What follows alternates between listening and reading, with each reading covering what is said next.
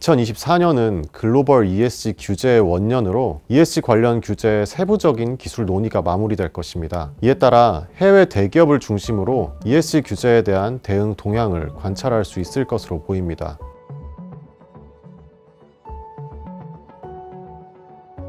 독자 여러분 안녕하세요. 한국 ESG 기준원과 국민연금 수탁자책임위원회에서 ESG 평가와 자문, 연구를 거쳐서 현재 법무법인 세종에서 ESG에 관한 종합 컨설팅을 제공하고 있는 장윤재 박사라고 합니다.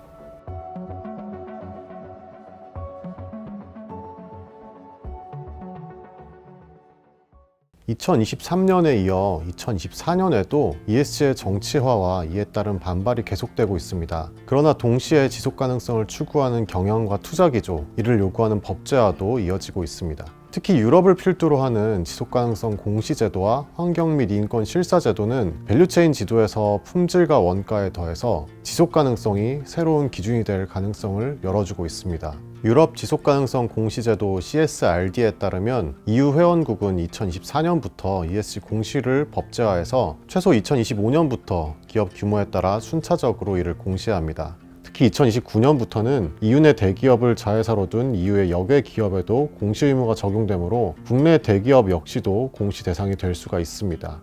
EU의 지속가능성 공시제도는 밸류체인의 ESG와 관련된 위험과 기회도 공시하도록 하고 있습니다. 따라서 EU와 무역을 하는 국내 대기업과 대기업의 밸류체인에 속하는 우리 기업의 지속가능성 역시 공시 규제의 관찰 범위 내에 들어올 것입니다. 이는 새로운 위험인 동시에 기회의 요인이 될 수 있으므로 특히 주의가 필요할 것입니다. 그럼 기술과 혁신 독자 여러분께 우리 기업에 영향을 미칠 ESG 법제화의 동향과 그 전망에 대해서 자세히 소개해 드리도록 하겠습니다.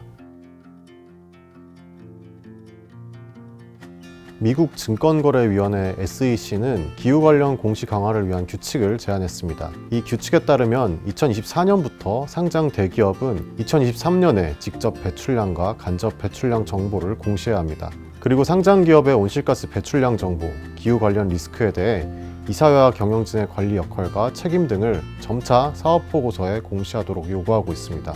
다만 이 규칙은 법원에 이의가 제기돼서 현재 도입이 보류된 상태입니다. 그러나 SEC는 법원의 절차에 적극적으로 임하겠다고 밝혔기 때문에 미국의 기후공시도 곧 진행될 것으로 전망됩니다. SEC 기후공시는 비교적 완화되었지만 우리 대기업들이 진출해 있는 캘리포니아는 상황이 다릅니다. 캘리포니아는 대기업의 온실가스 배출량 공시를 요구하는 기후 관련 기업 데이터 투명성법, 그리고 기후 관련 재무적 리스크법을 입법했습니다. 매출 1조 달러 이상의 기업은 직접 배출량과 간접 배출량, 그리고 밸류체인 배출량, 이것을 2026년부터 공시해야 합니다. 그리고 매출 500만 달러 이상의 기업은 경련으로 기후 관련 재무 리스크와 이에 대한 완화 전략을 공시해야 합니다. 특히 이 법에 따르면 캘리포니아에 진출한 기업의 밸류체인 내에 있는 기업들도 온실가스 배출량을 제출해야 하므로 주의가 필요합니다. 국내에서는 금융위원회가 2026년 이후 ESG 공시를 도입하겠다고 밝힌 바 있습니다. 최근 국내 지속가능성 공시 기준도 발표되었고 이에 대한 적용 방안이 지속적으로 검토 중에 있습니다.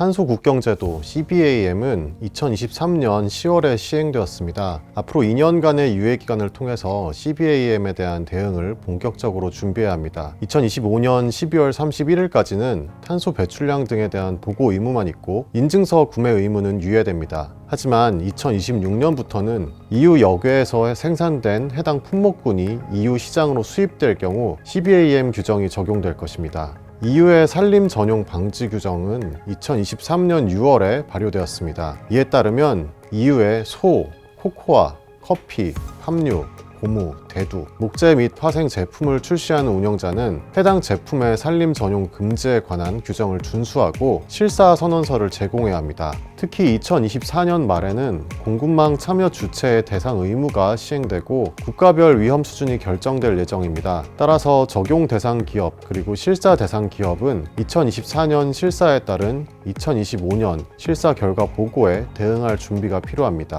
또 2023년 8월에는 배터리의 원자재 조달, 제조, 사용, 그리고 재활용을 다루는 EU 배터리 규정이 발효되었습니다. 이에 따라 탄소 발자국 측정, 그리고 발표, 광물 재사용 등 정보의 전자적 기록과 관련된 제도가 향후 시행될 예정입니다. 2024년 탄소 발자국 선언서 제출을 시작으로 2025년에는 배터리 실사, 2025년에서 2026년에는 라벨링, 2027년에는 디지털 배터리 여건과 2036년까지의 재활용 원료 사용률에 대한 규정 준수를 대비해야 합니다. 또한 올해에는 지속가능성 실사 지침, 즉 EU 공급망 실사법이 통과되었습니다. 이 지침은 기업이 공급망 전체에 걸쳐서 인권 및 환경에 대한 실사를 수행하고 관련 정보를 공개하여 실질적, 잠재적 영향을 예방하고 제거하고 최소화해야 한다는 내용을 담고 있습니다. 2027년부터 기업 규모에 따라 순차적으로 적용될 예정이지만 이후 여개 기업에도 적용이 되기 때문에 주의가 필요할 것입니다. 기업은 이와 같은 EU 중심의 공급망 실사법뿐만 아니라 미국의 신장 위구르 강제노동 방지법도 유의해야 할 것입니다. 이 법은 중국 신장 위구르 자치구에서 전부 또는 일부라도 채굴, 생산, 제조된 모든 상품과 부품 또는 해당 지역 내 강제노동과 관련된 특정 단체에 의해 생산된 상품과 부품을 강제노동에 의해 생산되었다고 추정해서 미국 내로 수입을 금지하고 있습니다. 이처럼 공급망 실사를 요구하는 법안들은 해외 무역 의존도가 높은 우리 기업에 큰 영향을 미칩니다. 따라서 국내외와의 계약 체결 시 선제적으로 공급망 실사 관련 조항을 살펴서 관련 규제를 대비해야 합니다. 향후 모든 지속 가능성을 염두에 둔 기술 혁신은 규제의 위험을 기회로 전환해 줄 것입니다. 2024년 1월 EU의 그린워싱 규제 지침이 승인되었습니다. EU의 개별 국가는 24개월 내에 이를 국내법으로 입법하여 적용해야 합니다. 이에 따르면 직원 10명 이상, 매출액 200만 유로 이상인 EU 내 기업은 친환경을 주장하기 위해서 다음 조건을 만족해야 합니다. 먼저 명시적 환경성 주장에 대한 입증, 비교성, 명시적 환경성 주장에 대한 입증, 그리고 명시적인 환경성 주장에 대한 커뮤니케이션 관련 의무를 이행해야 합니다. 또한 환경 라벨링 시스템을 준수해야 합니다. 우리나라 역시 그린워싱 관련 규제를 시행하고 있습니다. 2023년 9월 공정거래위원회는 환경 관련 표시광고 심사 지침을 개정해서 그린워싱과 관련된 자가진단 체크리스트를 제공하기도 했습니다. 또한 최근 자본시장에서는 밸류업이 이슈가 되고 있습니다. 밸류업에는 증시 부양의 기대감과 함께 기업 가치의 개선 계획 수립이라는 부담감이 동시에 존재합니다. 특히 기업 지배구조 개선과 주주 중심 지배구조로의 전환이라는 큰 화두가 있습니다. 밸류업을 위해서는 PBR, ROE와 지배구조, 주주 환원과 같은 지표를 활용해서 기업의 현황을 파악해야 합니다. 또한 향후 개선이 필요한 사항을 도출해서 중장기적인 관점에서 기업의 가치 제고 목표를 설정하고 다양한 계획을 수립하며 이에 따라 소통할 것이 필요합니다. 이를 위해서는 경영진과 이사회가 투자자의 신뢰를 보호하기 위해서 적극적으로 참여하는 자세가 필요할 것입니다. 2024년은 글로벌 ESG 규제의 원년으로 ESG 관련 규제의 세부적인 기술 논의가 마무리될 것입니다. 이에 따라 해외 대기업을 중심으로 ESG 규제에 대한 대응 동향을 관찰할 수 있을 것으로 보입니다. 기업의 밸류체인에서 환경 그리고 인권은 이제 전 세계 경제의 기반이자 기업 경쟁력 그리고 거래처와의 협상력의 핵심 요소로 자리 잡았습니다. 또한 기업 지배 구조에 대한 관심과 개선의 필요성 역시도 지속적으로 요구되고 있기 때문에 관련된 규제와 가이드라인의 변화를 지속적으로 추적하고 이에 신속하게 대응해야겠습니다.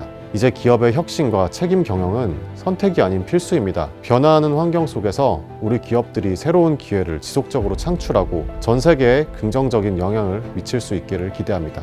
감사합니다.